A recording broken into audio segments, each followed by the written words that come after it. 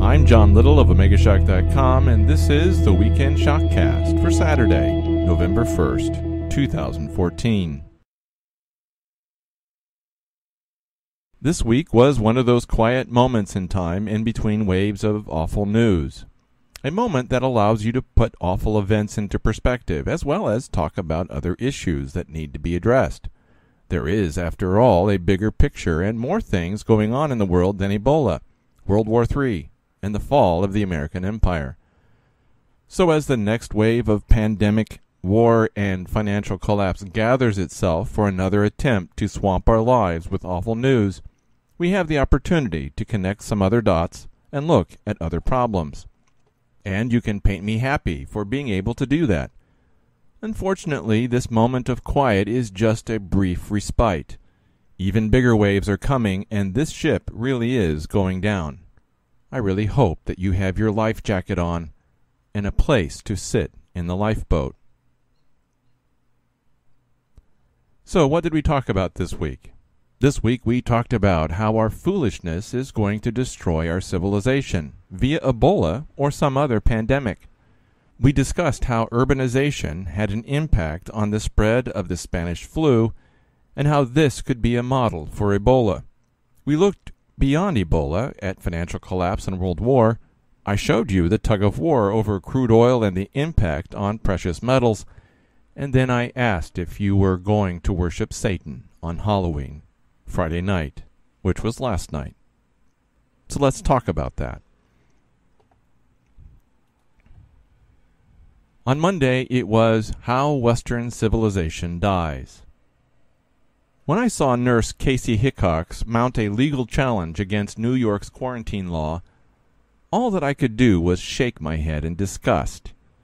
When I saw Barack Obama attempt to do the same, it only deepened my absolute revulsion.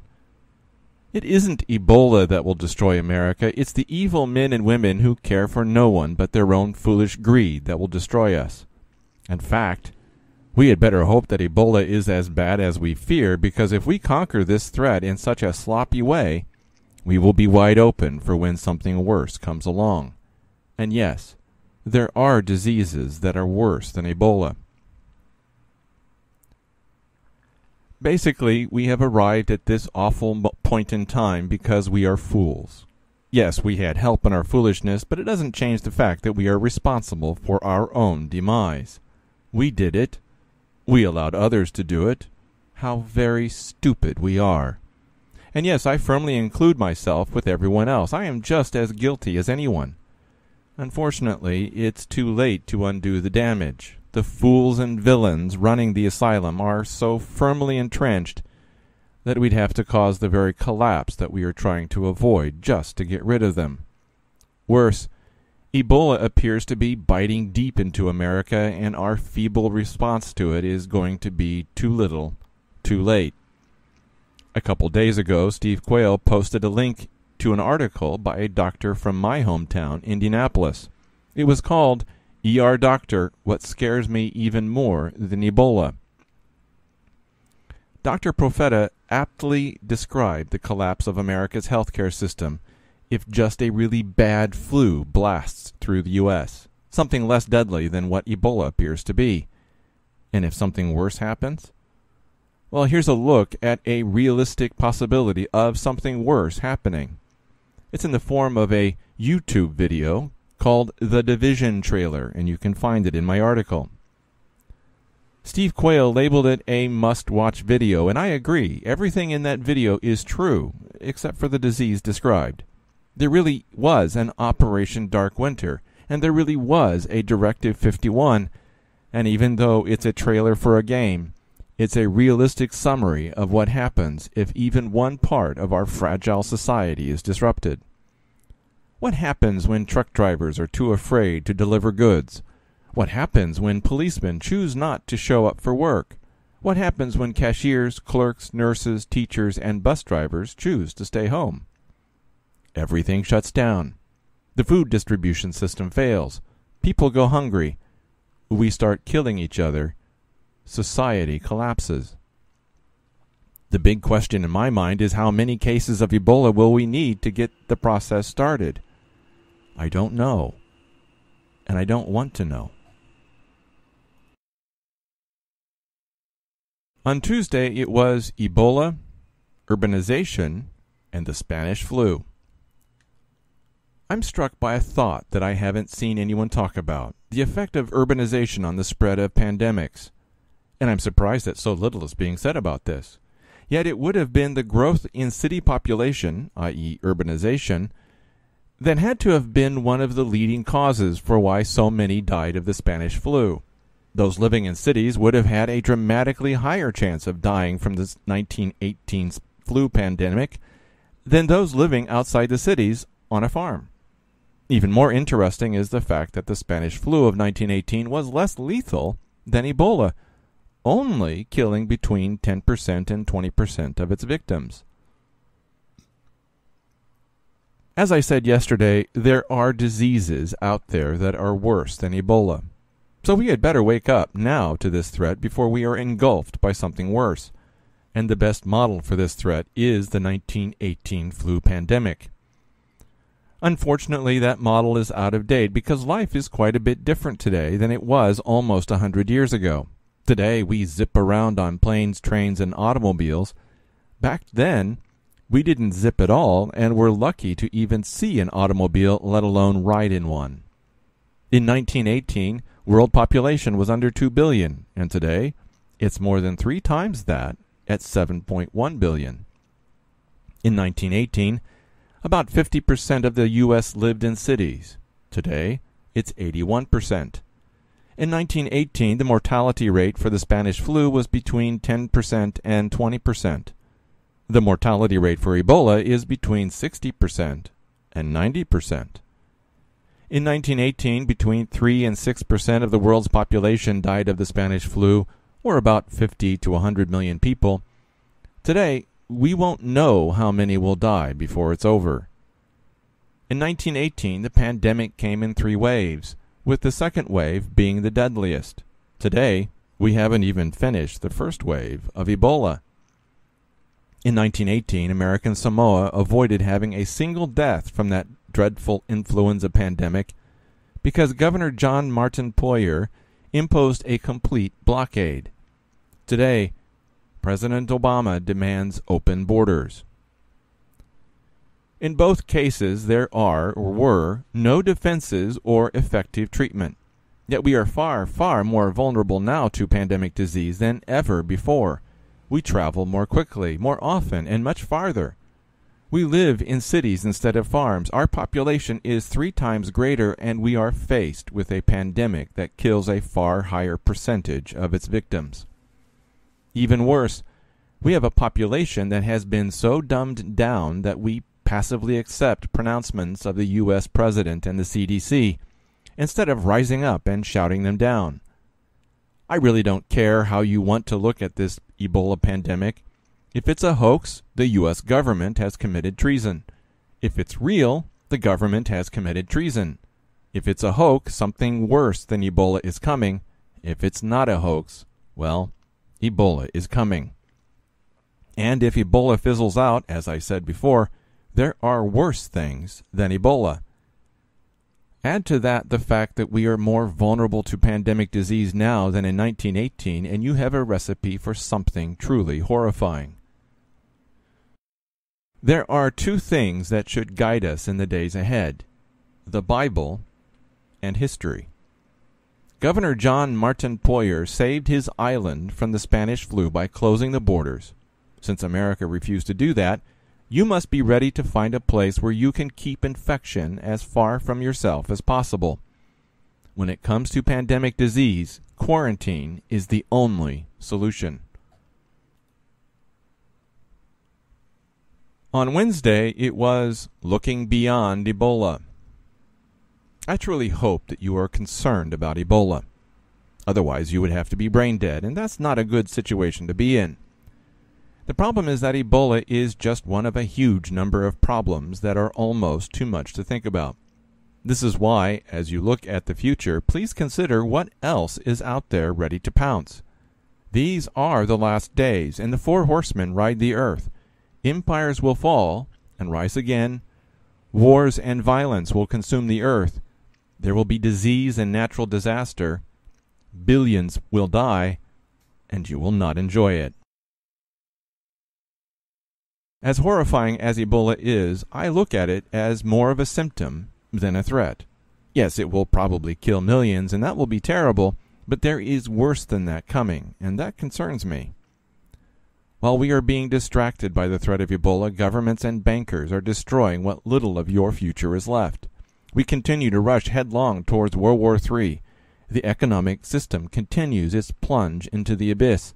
Our churches drift ever deeper into moral depravity, and no one is paying attention to any of that except for Ebola, maybe. But I am certainly willing to bang on the Ebola drum if that helps motivate people to prepare for what is coming. Any kind of preparation is certainly better than nothing, and Ebola is a real threat. Just remember as you prepare that a massive financial collapse is hiding behind this Ebola scare, which is why so many of us are suspicious about the disease. It is coming at an entirely too convenient time for the government and the bankers. They want an excuse to declare martial law so that you won't be able to protest the collapse of the financial system.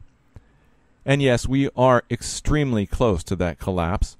Some, like Harvey Organ and Bix Weir, are claiming that the collapse will happen in a couple months. Martin Armstrong's economic confidence model predicts the collapse will happen on October 1st, 2015.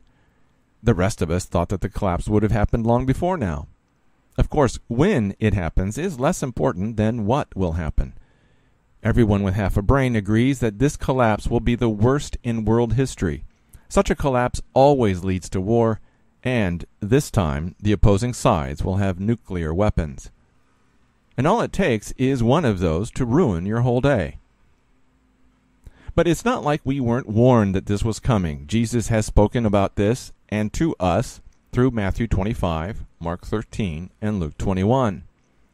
And this verse from Luke is especially significant. Quote, "Watch ye therefore and pray always, that ye may be accounted worthy to escape all these things that shall come to pass, and to stand before the Son of Man."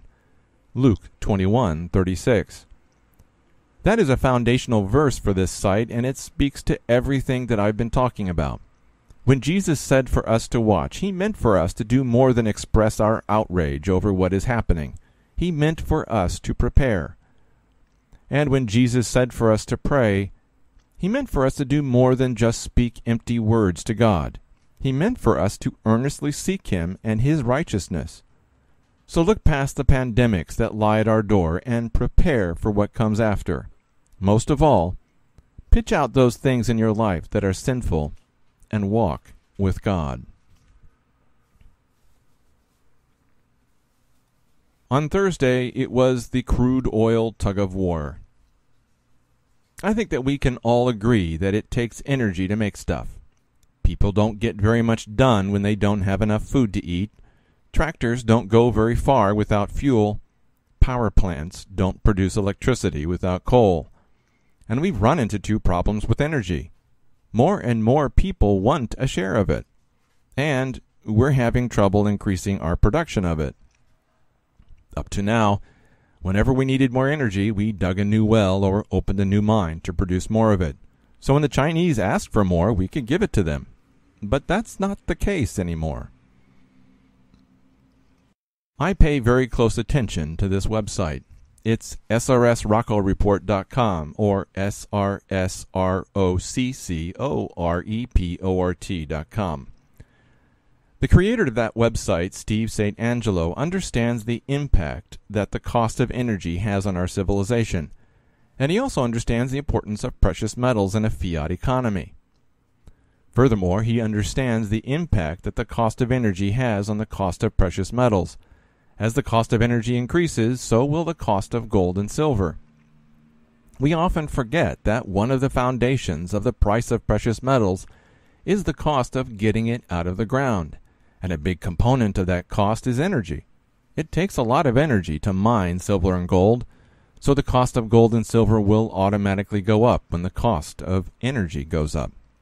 Of course, that's the cost. The price of gold and silver depends upon the ability of the global elites to manipulate it. That thought was brought home to me when I listened to this interview of Steve St. Angelo last night. You can find a link to the interview in my article, and I found the interview on srsrocco.com, and it's titled SRS Rocco Interview, The Coming Collapse of the Global Paper Ponzi Scheme.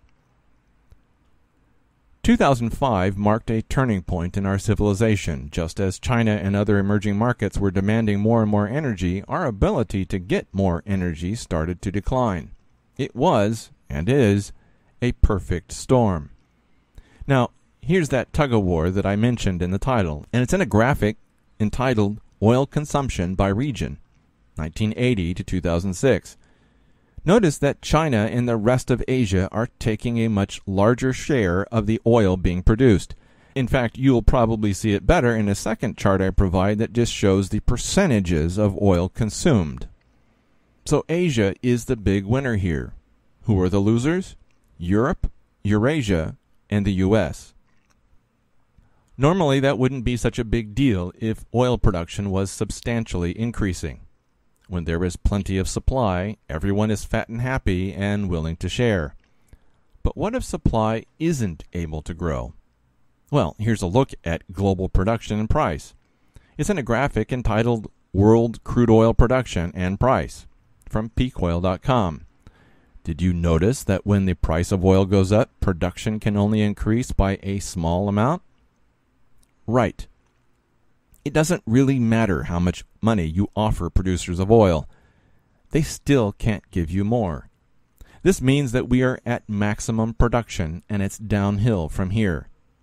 And that, my friends, is a disaster. On Friday, it was, "Will you worship Satan tonight?" Tonight is the most important night on the satanic calendar. Thousands of men, women, and children will be murdered tonight, and the vile Luciferians will have made progress in their attempt to defile God's creation. Of course, the Luciferians have been doing this for thousands of years, so you might wonder why we should be making a fuss over all this. Well, the problem is that these Satanists have been given help by those who claim to be followers of Jesus Christ. Just as we look for the second coming of Jesus Christ, the Luciferians are looking for the coming of their Antichrist, and we're helping them. Tonight, thousands of little boys and girls will be raped, tortured, and then ritually murdered in a sacrifice to Satan. And we will do worse than nothing to stop it. Why worse than nothing? Because we participate. We, as God's people, lend our agreement to their activities by taking upon ourselves the symbols of their work. By carving pumpkins and setting them outside our houses, we proclaim our worship of Satan. By dressing up our kids in costumes and sending them out to go trick-or-treat, we proclaim that we too participate in their demonic rituals. By decorating our houses and churches, we proclaim that we too are devotees of Lucifer. Now, you may say that they are just innocent activities that have no meaning, but that's not what God says. When you read the Old Testament, you'll find that rituals do have meaning and power. Do you think that the Satanists are wasting their time with their rituals? Of course not. You can say a lot about Satan, but one thing that he doesn't do is waste time. Did you know that the children of Israel were forbidden to even say the name of other gods? You can find this command of God here. Quote, "And in all things that I have said unto you, be circumspect, and make no mention of the name of other gods, neither let it be heard out of thy mouth." Exodus 23:13. Now, you might say that we are no longer bound by that command, and I would agree, but we are still bound by the purpose that lies behind it. We are not to lend any support whatsoever to the worship of demonic powers. I really hope that you understand that, because when we share in demonic rituals, we lend our agreement to what they are doing. At the very least, we are breaking down the barriers to the spiritual powers that wish to take over the world. Why do you think that Jesus called us the salt of the earth in Matthew 5:13? Because it is the presence of the righteous and holy followers of God that preserve a land, a people, and a nation. And when that salt of the earth loses its savor, its righteousness, The land, people, and nation are no longer protected. We are the preservation of the communities in which we live. It is through us that the Holy Spirit is manifested in the world. Yet we have quenched the Holy Spirit and opened the door to the evil spirits that are flooding the world. But I also think that there's something else that's worse. By participating in the obvious evil of Halloween, we are perilously close to trampling on the blood of Christ. If nothing else, we open the door for that in the hearts of others, and that is a terrible thing. If you remain unconvinced, listen to what Sheila Zielinski has to say about the truth behind Halloween. Her discussion is labeled, "Is Halloween Harmless? How Should a Christian Treat Halloween?" by Sheila Zielinski on Hagman and Hagman. You can find the video in the article. You can find Sheila's website and ministry here. It's weekendvigilante.com. Fortunately, Sheila did not go into full detail of everything that happens on Samhain, spelled Samhain, but pronounced Samhain. You don't need to know everything, but you do need to know that your participation supports the foulest of evils. God destroyed Israel because they refused to stop their ritual worship of Satan. What do you think God will do to us if we do the same? I truly hope that you'll be ready for this. That's a link. There's not much time left. A prudent man foreseeth the evil and hideth himself, but the simple pass on and are punished. Proverbs 22:3. This has been the Weekend ShockCast for Saturday, November 1st, 2014. I'm John Little of OmegaShock.com, and I hope you have a good weekend.